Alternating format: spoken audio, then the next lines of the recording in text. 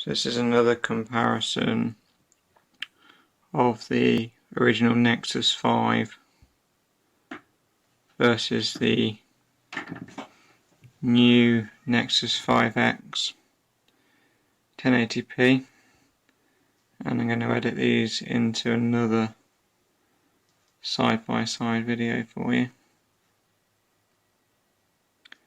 Lighting conditions this morning are daylight, and the 5X appears to be doing a much better job at focusing in the daylight.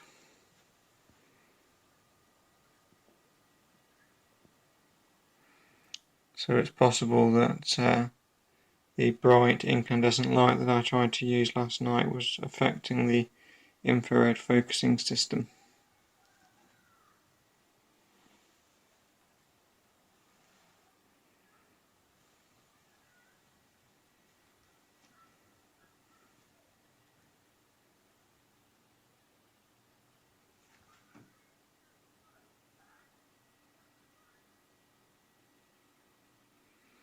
I do still seem to have issues focusing on low contrast items.